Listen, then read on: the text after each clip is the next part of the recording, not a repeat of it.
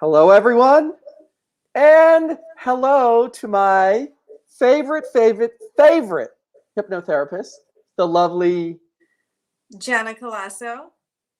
Am I the only hypnotherapist you know? Because this favorite thing needs to really hold water. I know millions of them, Oh, millions of millions. them, and you Millions. by far are my favorite hypnotherapist. I like it. And now you can see why I like Troy so much and why we're friends. Just, you know. See? Hey, Yeah. friends uplift each other. Friends don't compete with each other. No. That's what I always say. Yeah. And today, oh, by the way, I am Troy Parkins, and that is our friendly, amazing hypnotherapist, Janna Colasso. And this is HypnoTalk. Every Sunday, wow, I forgot what day it was. Every Sunday, 5 p.m. Pacific, 8 o'clock Eastern. Catch us here, live. Yeah. And today, I think we're feeling the summery vibes.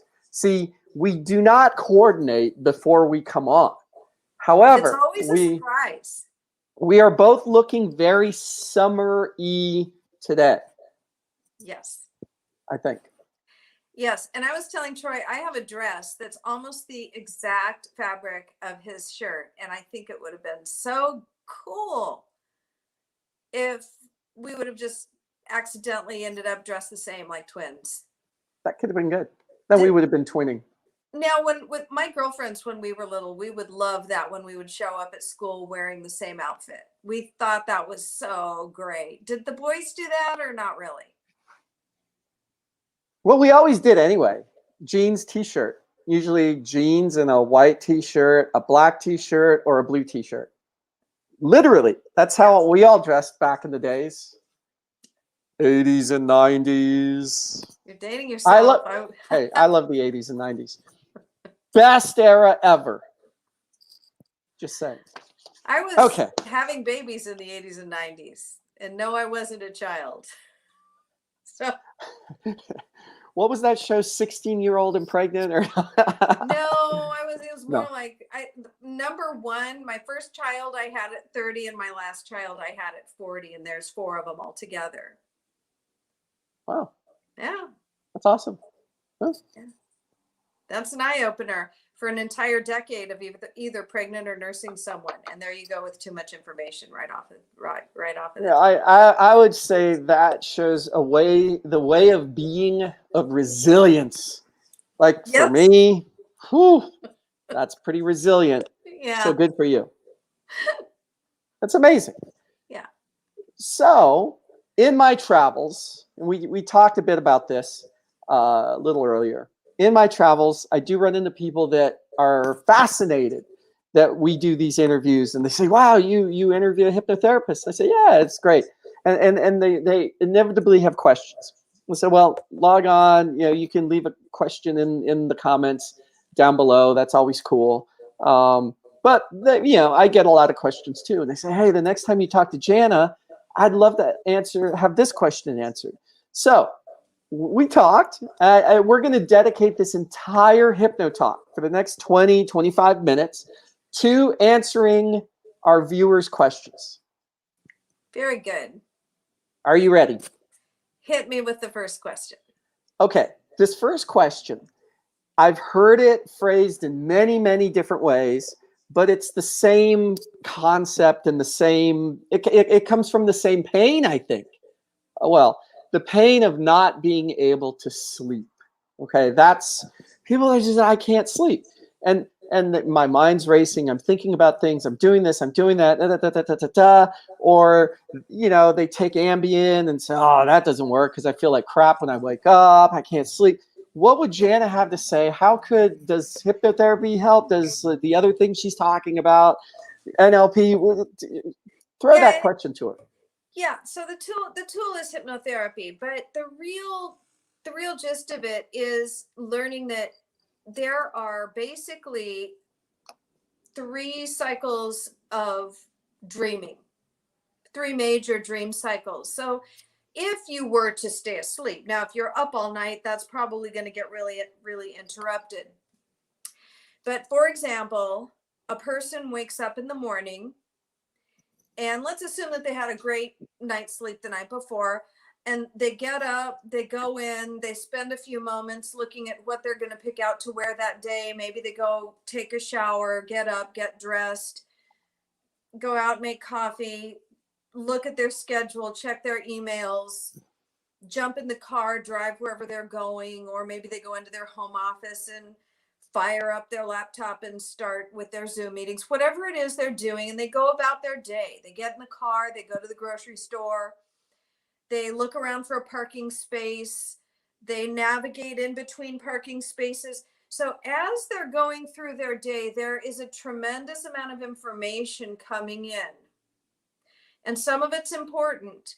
Like, what am I going to do about that customer that is, I can't get his shipment to him on time, or whatever it is. Or what, my wife is mad at me, or my husband's upset, we're arguing over the kids. There's all these things that are coming in, and they're coming in from the environment. They're coming in from the physical body.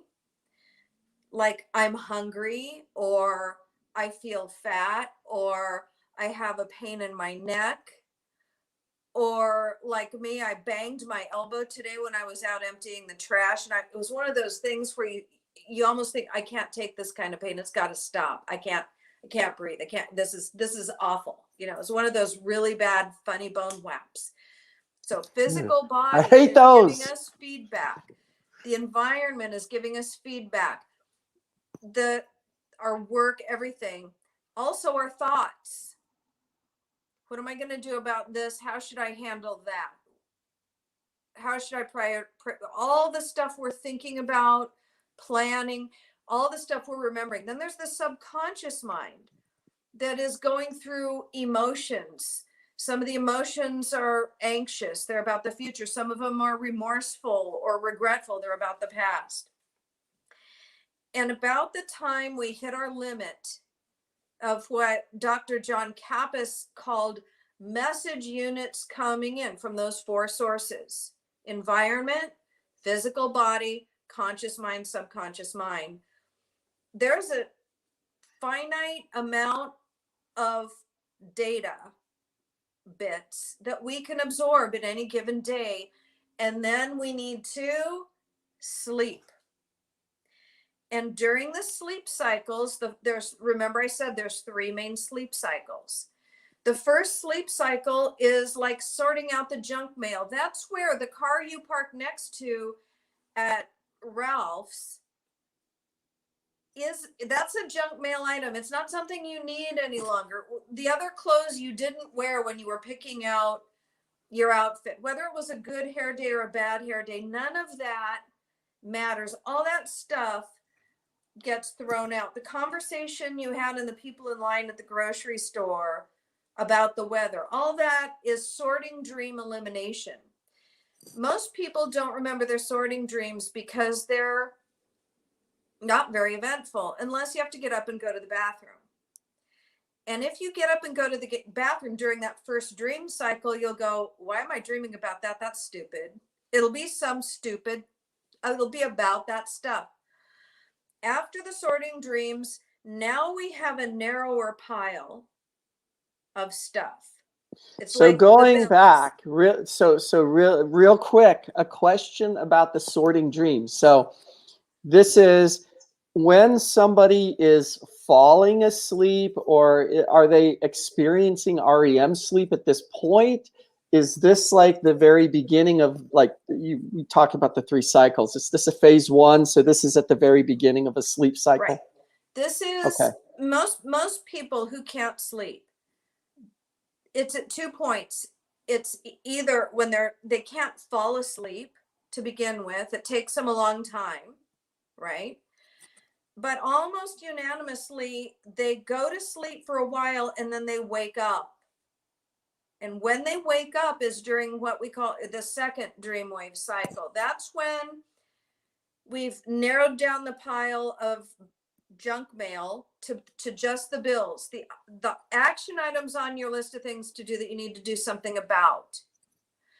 During that second precognitive dream cycle, the mind starts planning scenarios. They're not always literal scenarios. They may be emotionally similar scenarios of dealing with various problems. The purpose of that precognitive cycle is to, again, decrease the load of message units that the mind has absorbed by having some strategies now on the things that really matter. Because that gives us a little bit of a game plan, an emotional game plan or a mental game plan, or some insights into what to do. What happens and why people have insomnia, why they wake up in the middle of the night, let's say if they went to bed at 10 or 11, usually the time they wake up is during precognitive, which would be about 1, 2 a.m. And they wake up with a start and they can't go to sleep because their conscious mind started to get in on the precognitive dream and said, I want to control this process. I got to wake up and think about this now. And when you do that, you're adding more message units. Because remember that the message units that came in all day were from the body, the mind, the environment. So if you wake up in the middle of the night and you start to think, you're bombarding with more. And the purpose of dreaming is to boil it down to less. The subconscious mind needs to strategize, not the thinking mind. So then let's imagine that the person somehow or other fell asleep. People will report their deepest sleep is in the early morning hours, right before they're supposed to wake up. That's because they're having sorting dreams. Venting dreams. Venting dreams are the third. And that's when everything that's gotten completed, that used to be a problem, maybe last week, now that gets vented out, it's swept away. And that eliminates that we don't need to deal with that item anymore, and it's out. So when the person wakes up, the amount of stuff on their mind is going to be reduced. But if they've awakened in the middle of the night, it hasn't been reduced very much because they've added to it. So the first thing that we do with hypnosis and dream therapy to get people out of their insomniac mind is talk to them that way so that they realize logically that the number one most important thing they can do to reduce their stress and anxiety is to sleep.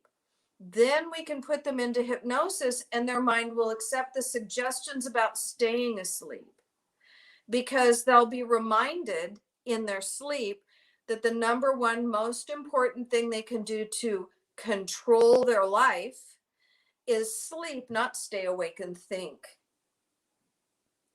Okay, the mind thinks that if it stays up and thinks about stuff, it'll come up with a solution. And then it can go to bed and rest. And that never happens. It's a story that the mind tells us, but none of us have ever been laying awake at night and suddenly come up with a brilliant solution and said, good, I can rest now and go back to sleep. That doesn't ever happen. So we put that in as a suggestion. Then when the person knows that they're more efficient asleep than awake, then the mind is willing to let go of waking up in the middle of the night. So it's almost as if you're planting seeds in here. When it does happen and you do wake up in the middle of the night, the seed that's growing in here says, it's okay, go back to sleep. Yes. Or whatever voice. You could say a Yoda voice or a Janna voice. Okay, go back to sleep. But that is what I'm hearing. And very, very good breakdown of the 3 cycles. I've actually never heard of that before. So very great stuff right there. So the sorting out the junk mails, number 1. Mm-hmm. Then we get to the second dream state, which is like, these are all the bills and the real like things you're thinking of, those action items. And then the magic happens in the third stage, which is that venting phase where you're just like, and like then sweeping out the clutter. Yeah. And then what's left over is perhaps the solution to the physics question or the solution to world peace. Right? Yeah. Or you're a step closer. But the mind definitely does want to control, especially if there's an issue in your life where things are changing, or you have something on your mind that's very unresolved. The mind will want to wake up. So just knowing that that's what's happening, because during the phase of dream, you're going to be dreaming about those difficult topics, the topics that are anxiety provoking. You're in the midst of dreaming about those things. And that's why we wake up, because we're like, I got to do something. And that's usually why it happens in that second phase, the second wave. Got it. So that answers, there's a lot of people that have that exact problem where they wake up in the middle of the night, they can't get back to sleep. What say you to the people who they can't fall asleep to begin with, or they sit up all night and they're counting sheep, but that's not working? What say you to them? You know, some of it is there. Certain people are night owls, and some people will say, "Oh, I should get to sleep earlier," but the truth is, they don't really want to. That's their happy time. That's their creative time. I'm not one of those people. I'm a morning person. If I make it past 8 o'clock at night, I'm doing good. But finding out, is that really what you really want? And then they may say, yes, I have to get to work on time or whatever. Sometimes we look at work. Do they really like that job if they're struggling with that? Are they a lot of people, you know what it's been? There's been a little bit of a trend, is people who felt like they were missing out on having fun when they were children because mom and dad said, go to bed. And they felt like, all the other big kids get to stay up and I have to go to bed. Some of those people still have that feeling like, if I go to bed, I'm going to miss out. FOMO. FOMO. FOMO? Fear of missing out.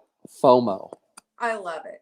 We need t-shirts. That's interesting. So that could, I mean, that's an epicenter from way back in the days when you were 7 years old and your parents saying, go to bed. And then they're all up watching Barney Miller and Saturday Night Live. Yeah. Simpsons. But everybody's different. So I ask them, we talk about their life, and I ask them, when you wake up in the middle of the night, what are the things that are on your mind? And sometimes we need to go in and do some work on what's stressing them out too. It's not just about sleep per se, but it's the anxiety that's surrounding some of the changes that might be happening, or the what ifs that are in their lives, or some other type of worry or anxiety type related things or something else, which leads me to then believe that this itself could be a topic for one of our HypnoTalks. There's a lot of the onion to peel back for sure. So, and a lot of people are interested in this topic of sleep. Another one that I get a lot, not just around hypnosis, but and I know that you and I have talked about this. You are a believer in multidisciplinary type of approach here, more of a holistic approach as opposed to just one thing fits all, or one type of service fits all. So the question does revolve around, people are curious. They're like, wow, I read Janna's bio and it's amazing. The recipe that you put together for me could be completely different than what you put together for somebody else. How do you go about this? Is this more science than art, art than science, or is it equally both? When I'm in the midst of it, it feels to me like it's science, but in hindsight, it's heavier on the art. For example, I had someone I haven't met yet call me yesterday to set up an appointment. And I knew within the first 30 seconds, literally, of the phone call that I was really going to be able to help her. I just knew that. And I'm very excited to get to meet her when she comes in. So some people, they're harder to read, but I do have a sense of what's up with them, how they're feeling. So, and I'm not always right. Okay. So there's a lot of questions. We talk and they share. The more they tell me, the more I can help them, the more they're open to, the more I can help them.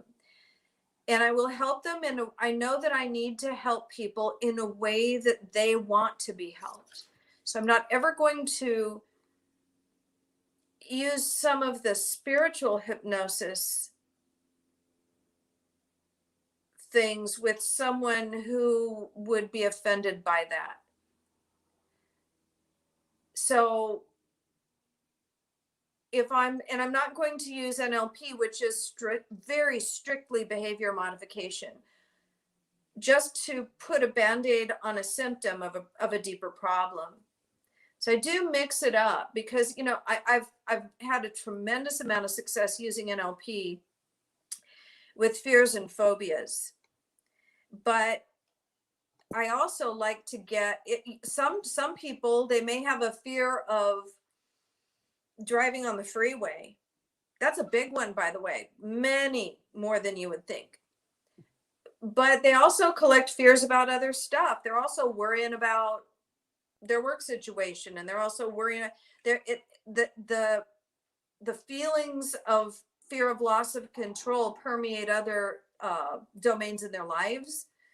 So we want to start to then have them begin to take their power back and start to be a little bit more relaxed with a feeling of confidence that whatever happens, they're going to be okay, so that the fears of everything start to die down. It's this misconception that the mind gives them that says, if you can control everything and you can control your experience, then you'll be okay. Well, that's a lot of work. That's a ton of work, man. I mean, that's like a lifetime's Yeah, worth I of thought work. I was going to have have a child and be the best mom in the world. And by the time they were 4, they were lucky if I fed them. You know, if any one of them walked out the door with brushed teeth to go to school, that was a good day. Okay, like do you think my house? My children ran basically feral, because there's no way you can manage all this stuff. I had a neighbor next door, and her little darlings were they had their little starch colored shirts and their hair was slicked back and they were clean. And I would look at her and I'd go, what the heck? Why are your children so clean? And why are you so gorgeous and skinny? And why is your house looking so perfect? And you know what she said?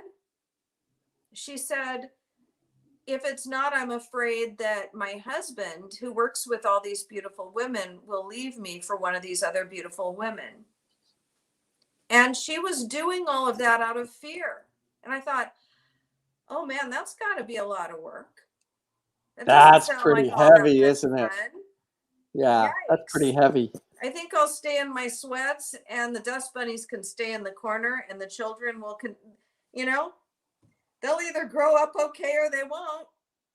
But I think I'm going to be okay with a little more hands off and enjoy the process. Yeah, I guess unless you're in that person's head, you really don't know what's going on. You could look and see a nice facade outside. They always say that, right? When the cops show up at some dude's house and then the neighbor gets interviewed, the neighbor says, "Oh wow, he was always a quiet guy. I don't know. He always minded his own business. Little did you know he had people buried under his basement." Yeah. And there's a lot of really highly successful people out there that are completely driven by fear of losing their job. So they will be the star employee and everybody loves them and thinks they're wonderful and they want to blow their brains out. Now, I'm not really, I don't mean to like make that big of grandiose statements, but I'm addressing here the fear of loss of control. And that's a biggie for a lot of people. You talked about sleep, and it happens in the various areas of people's lives, and it's normal and natural. I think I've been one of the biggest control freaks I know on a lot of levels in a lot of areas of my life. But it's what ultimately ends up being a part of people's hypnosis is the courage to let go of certain things, their image, what people think, and to start to let go of the stuff that doesn't really enhance their quality of life, and to find their motivation coming from inspiration and joy and fun and what they're interested in doing rather than what they're afraid might happen. Yeah. And back to the sleep thing, then they're going to sleep better. And again, this comes back to what we were just talking about, that you use different techniques for different people, different, it's like a recipe, different ingredients, different quantities of ingredient. And the whole goal is to create not to create the masterpiece, to dust off the masterpiece that's here already. Yeah. I've heard you say that. I love that. I love that. Yeah. People think that they're not confident, and they are. They just started to pile on a bunch of thoughts that are in opposition to that. And the person who's worried that their husband's going to leave them, if they had just communicated that with their husband, maybe their husband would be like, no, I'm not. You know, I love what you do, and I don't care if the kids are brush their teeth or whatever. Or maybe he's going to say, yes, I do. That's awesome. And it's that communication. Yeah. Fascinating. Last question for you. Well, this isn't really a question, but we did talk about this, and I did love your come from. And I would love for you to share with our viewers this. So recently I've been looking, I've just been playing around with an app. It's only for iPhones right now, but it's called Clubhouse. And it's very fascinating. Lots of fascinating people on it, very interesting stuff.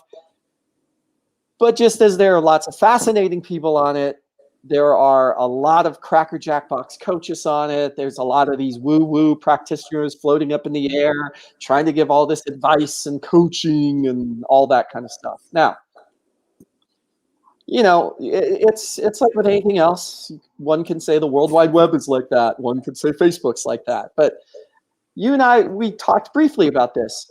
And I do believe that you specifically, provide value on this app. And you shared with me what your thoughts on this, and I would love for you to share that, because yes, we are looking at creating a clubhouse, a weekly clubhouse based around HypnoTalk. Oh, it could be called HypnoChat. It could be HypnoChat. Maybe that was sort of a Freudian slip there. Right. See, it's because I was sleeping. I went to phase 3, got rid of all that stuff, and then only the important stuff was left. Thank you. Now, I would love to hear, and I know our viewers would as well, your thoughts on going on Clubhouse and what your come from is, of why you would go on Clubhouse. I would go on Clubhouse. Well, obviously I like to talk. Anyone who's ever spent 30 seconds with me knows that. I love to, I'm fascinated by all the stuff that goes on in people's lives. I love it when people ask me questions, and I want more of that. I want to be able to interact with the viewers. And if there's something that I can help them with, then that's great.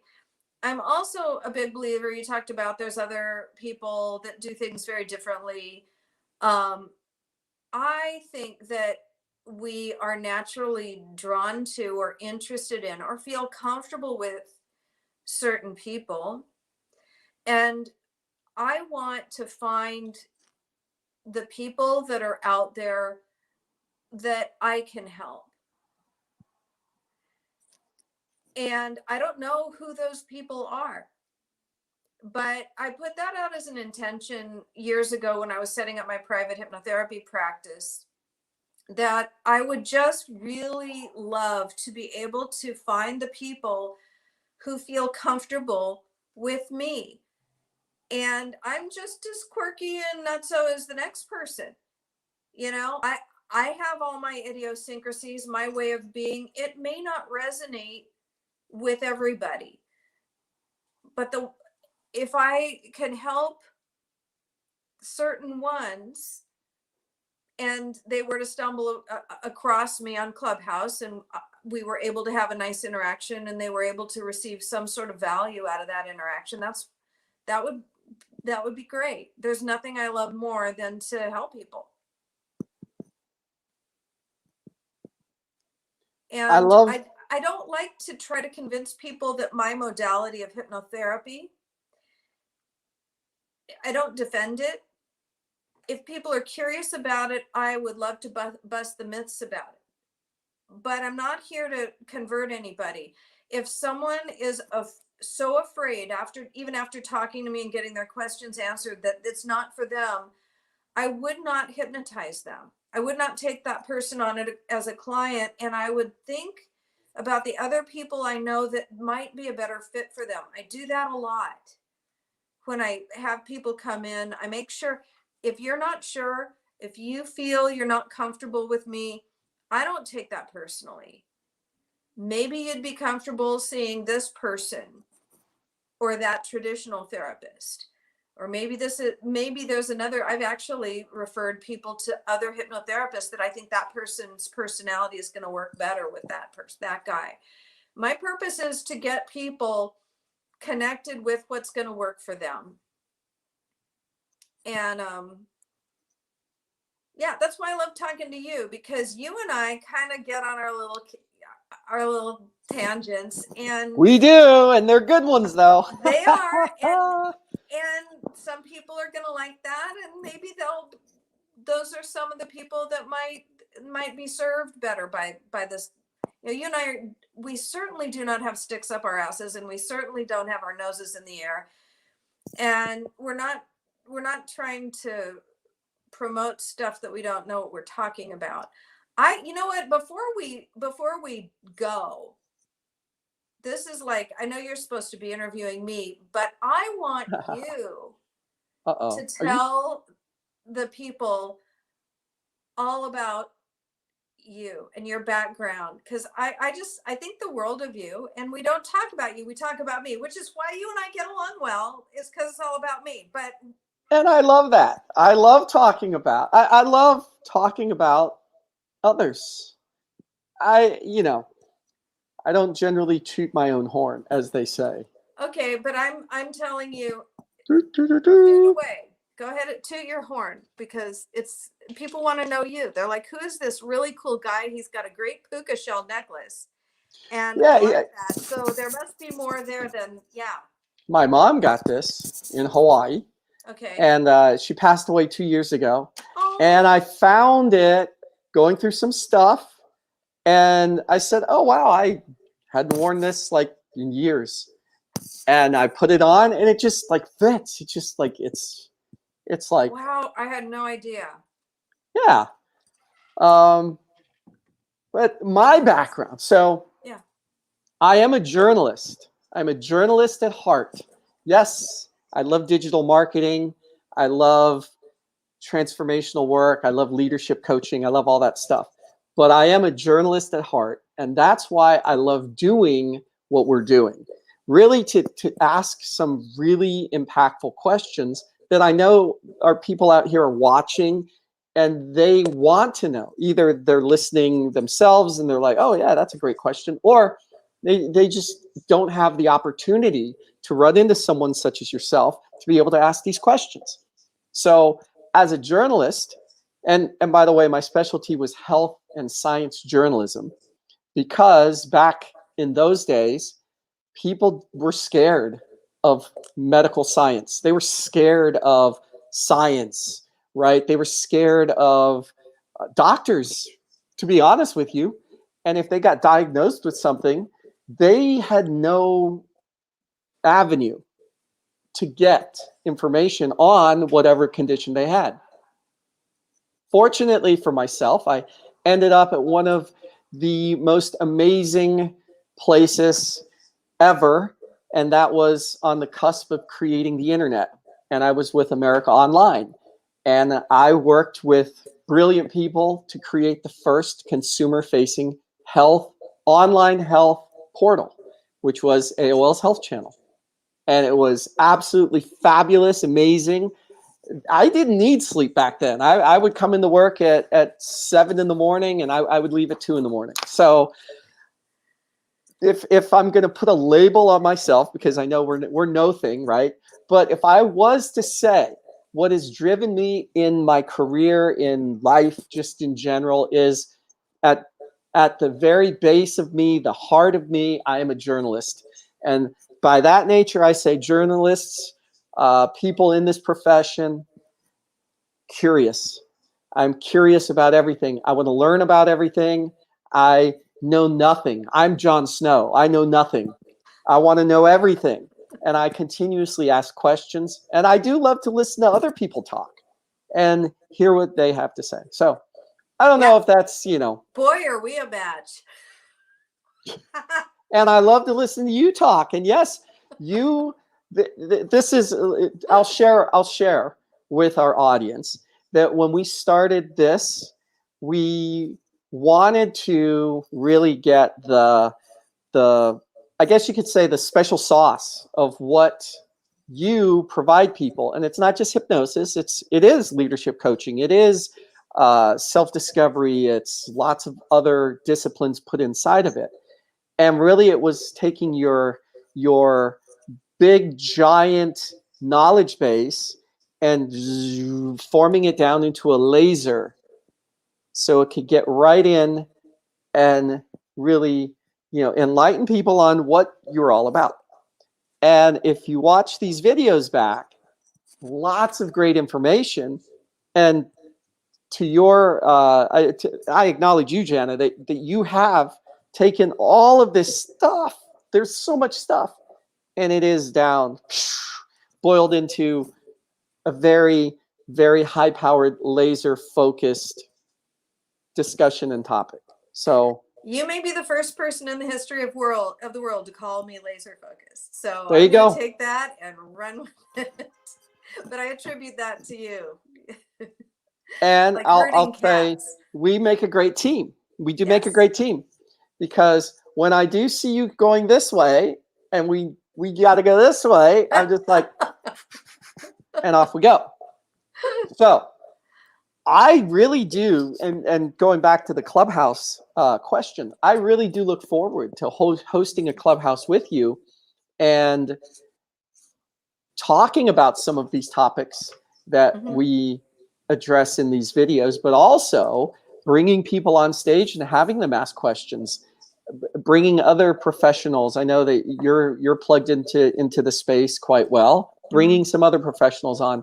And as I said, I'm the journalist at heart. I want this information out there. I want people to really understand the benefits of not just hypnosis, but NLP, breath work, yoga, mindfulness, meditation, all of these different arts that aren't necessarily, I have to eat my vitamins and eat my vegetables. What else is there? Yes, that's good for the body, but what's good for this?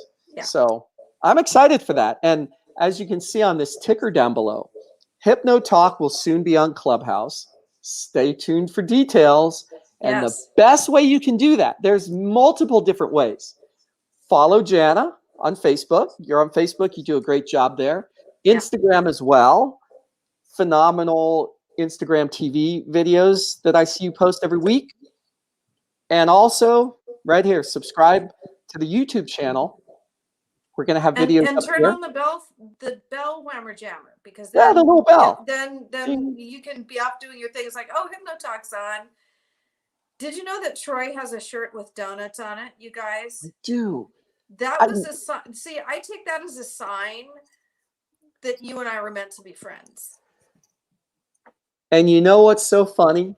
I actually thought today, you must be reading my mind. Uh-oh.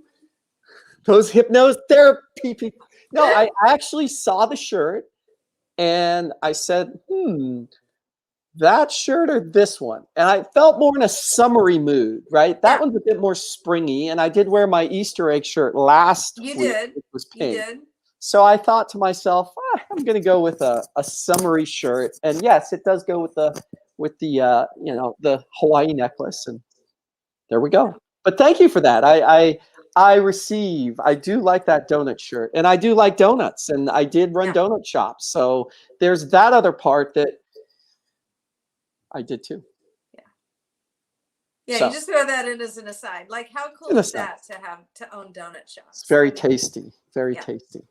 And I was always in the question when I was making donuts, just as I am as a journalist. Yeah. What donuts do people like? And trust me, we made tons of flavors,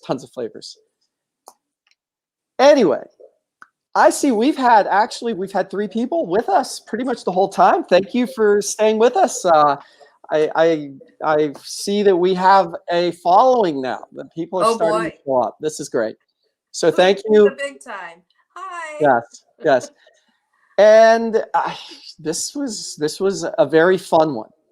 I love to do these, Janna, because I have fun doing them. So me too. There's that. And you know what they say about work and fun and relationships, right? If they're not fun, why do them? Why? Yeah. It makes so much sense, doesn't it? Why do them if it doesn't bring you pleasure or fun or joy? Yeah. So anyway, thank you so much again, Janna. You were amazing as always. Aw. Thank you for watching. And again, if you have any questions, leave some comments below. Final words, Ms. Janna? I was going to say eat your donuts, but that would not be good advice. But, just depends. Be present. Well said. So for this upcoming week, presence. Presence. Very good. Thank you so much. Everyone, enjoy the rest of your Sunday. Peace. Peace.